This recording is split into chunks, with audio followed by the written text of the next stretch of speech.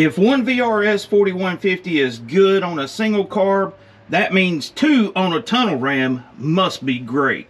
Stay tuned.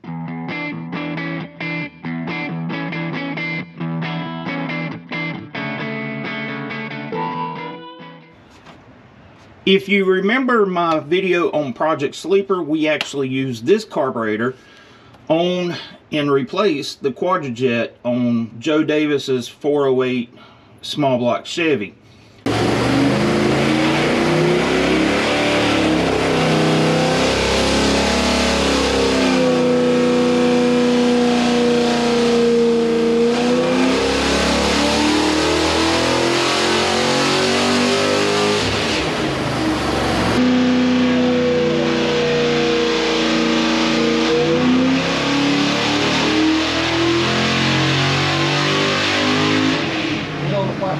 Woo-hoo-hoo!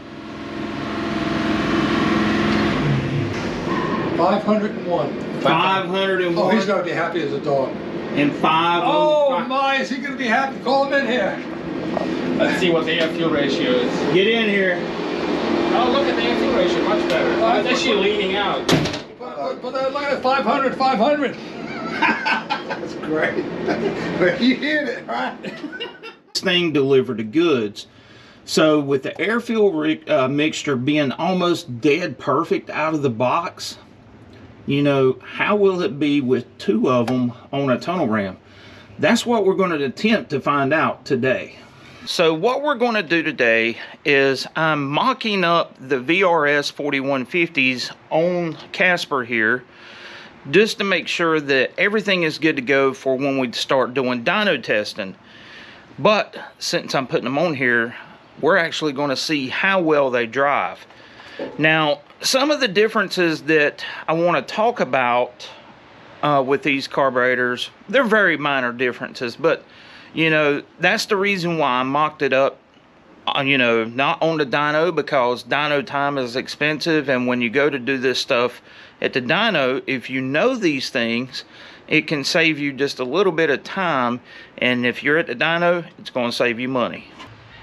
The only real issue that I ran into mounting these onto the tunnel ram, and it's something that if you're doing these sideways on a tunnel ram, you will have to deal with, that is with this bracket right here. The offset of the Dominator and traditional Holley is a little bit different, as this has a thicker flange, so I had to chuck this up in the mill, and I removed about 1/4 inch out of it.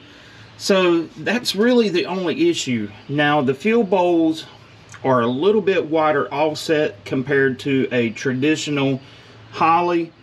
That's something that you'll have to take in consideration. It's not an issue for me because I have the push lock hose here. The idle mixture screws, now this is just a gripe, okay? Not really an issue, okay? Well, where the stud location is at, it's directly in line with the mixture screw, and it's almost impossible to get a little screwdriver on it. Now you can turn it by hand, but it's quite difficult because it has neoprene in the metering block instead of just a regular O-ring. So once again, that's just a nitpicky detail. It does use the larger 5/16 carb stud. A regular Holley that has the 1/4 inch, you will have to get an adapter or get a bigger stud there. I'm using the same exact carb spacer as I used with the Dominator. The throttle linkage is pretty much dead on. Nothing extraordinary there other than modifying this piece right here. One of the things that I want to point out about this, I have not touched anything internally in these carburetors. In fact, I haven't even adjusted the idle mixture screws.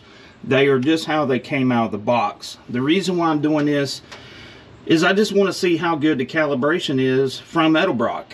I mean, if I'm just being honest about it. And this is a good representation. This thing is ice cold. Got the carburetors on. Got to get some fuel in the bowls. And let's see what happens.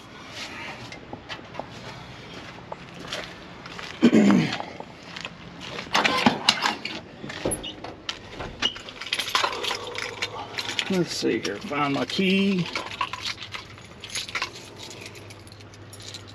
Now what I am going to do, I'm going to turn the wideband on to see what it's telling me right out of the gate. So let's get this set up. Alright. The O2 meters will have to warm up.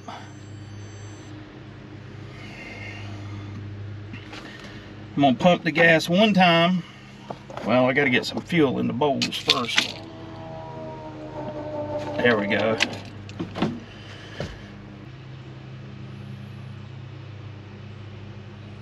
All right.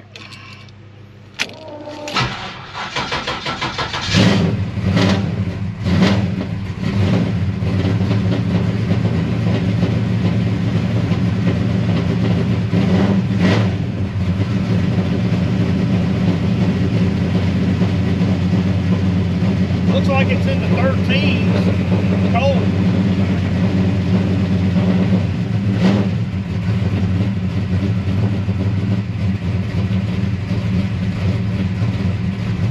Now, one thing I will say, when you're trying to read oxygen sensors with a large camshaft and a lot of overlap, it's very hard to do. Man, I cannot believe that. I cannot believe that out of the box. It's just a tad on the rich side.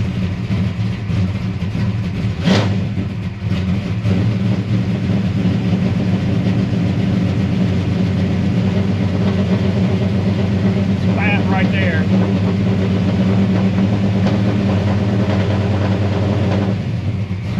It goes down into the 11s, but it is still cold. Wow. Wow, wow, wow.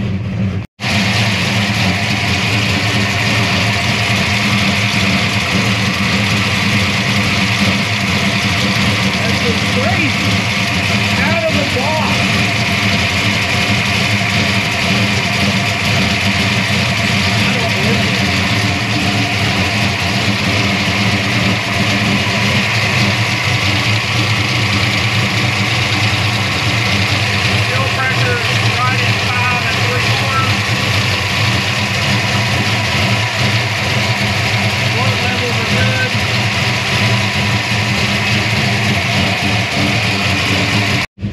Okay, this tells the story. It's idling, it's warmed up, 160 degrees. It's sitting here idling at high 12s, low 13s, which is pretty phenomenal considering that it's out of the box. Doesn't choke down when you put it in gear. It actually leans it out to mid 13s, low 14s.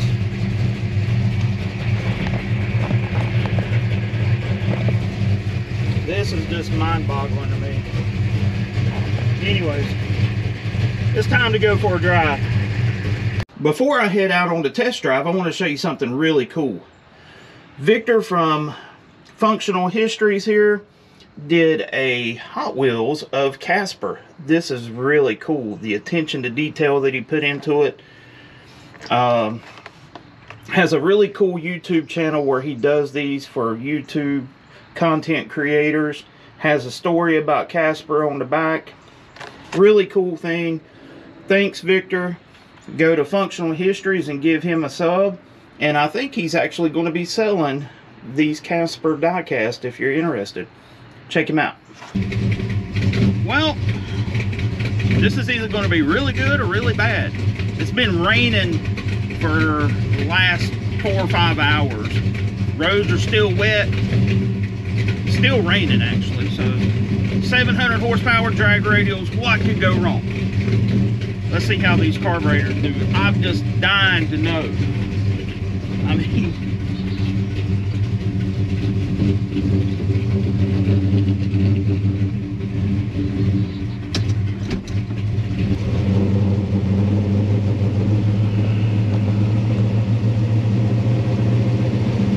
First thing I notice is how smooth it is straight off of just idle compared to the Dominators.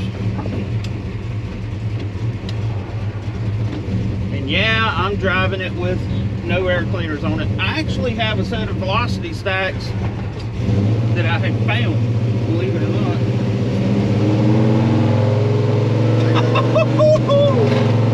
This is insane.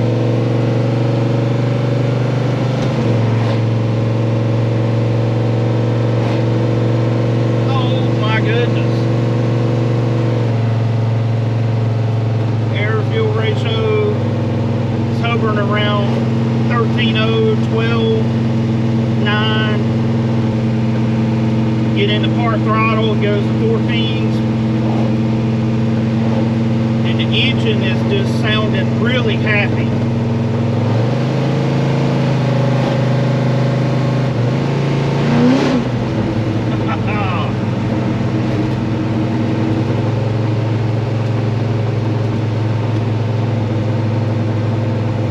Okay, it has never driven this good with the Dominators. And with the Dominators, I had a ton of time in them. This is mind-boggling to me.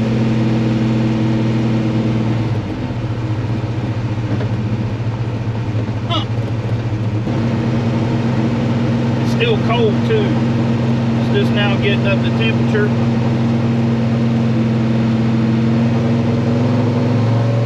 A little burble right there.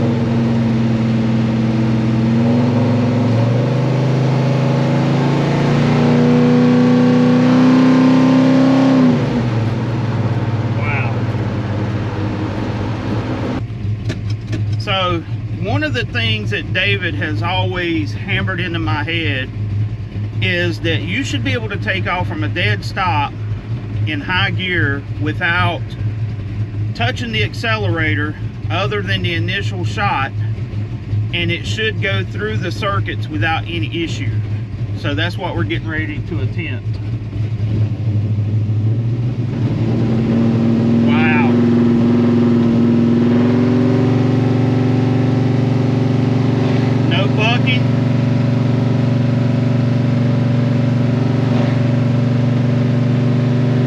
Air fuel's around 11.0, which is fast. Still no issue though. This thing just amazes me. So one of the things that I'm wanting to do with this truck is once the CASPER Matic is in it, this thing is actually going to become a drag and drive. Yeah, you heard that right. So driving it in the rain, it better get used to it. Although I won't have these drag radials on it, but irregardless, I have something special that I'm going to announce.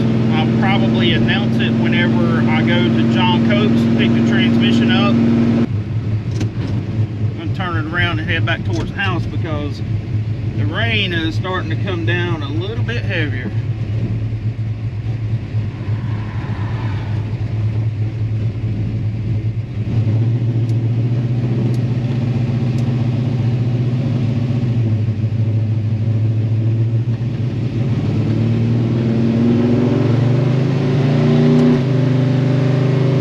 It wanted to kick out, just barely getting on it.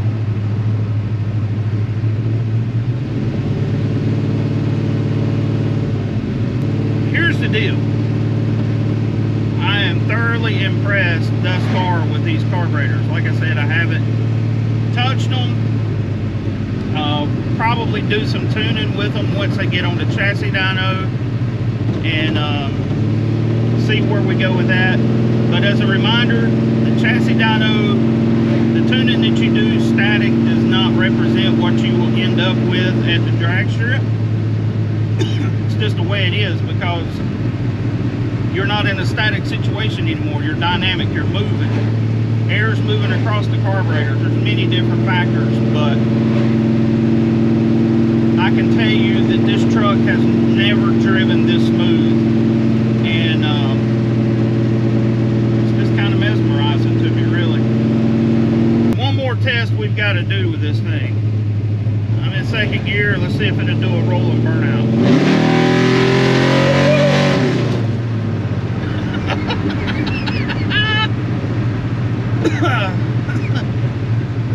Yeah.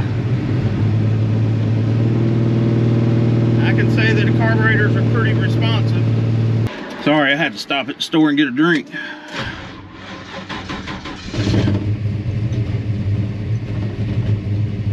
Let's rock on.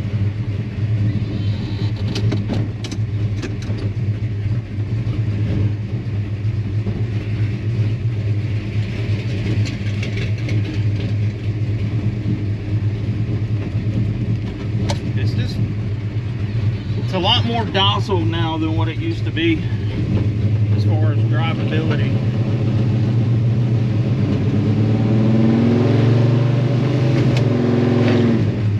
Hit it one more time. So what is our takeaway from test driving Casper? Well, just because you can do something doesn't mean that you should. The Dominators, they look cool. They made really good power. I mean, they made 708 horsepower, 597 pound-feet of torque on the dyno. Just because you can drive them on the street really doesn't mean that you should. These here, right out of the box, drive so much better. Like I said, I had a ton of time tied up in those Dominators. I've worked on every kind of combination that you can think of on a tunnel ram. 450s, double pumpers, center squirters. Like I said, these are the closest by far out of the box. Could they be a little bit better? I'm sure, you know, there's room for improvement, but I've never had a set of carburetors do that. And now, something else I want to clear the air about. I'm not paid to say this, okay? This is just my personal experience. And then there'll be people who say, well, that's not a fair comparison against a Dominator. Well, yeah, you're right. But they are 750 Dominators. Big difference there. You will get to see them compared to a set of 750 HP Holleys built by Allstate Carburetor as well. And that should be really interesting to see the drivability difference between the VRS and the HP. I really think that these are on par with XP. They have a lot more features than the XP, but you know, I have the HP, so that's what I'm going to use and compare against, and we'll go from there. So if you like what I'm doing with the channel, please subscribe. We're going to do some cool chassis dyno testing with Casper, the carburetors, all three sets. The Dominators versus the VRS's versus the HP Holleys. So some really good content coming up once I have the Casper-matic in it. And until next time, this is Andy from Unity Motorsports Garage. I will catch you later. Don't forget, get your Tunnel Ram Mafia t-shirt. Tunnel Rams rule.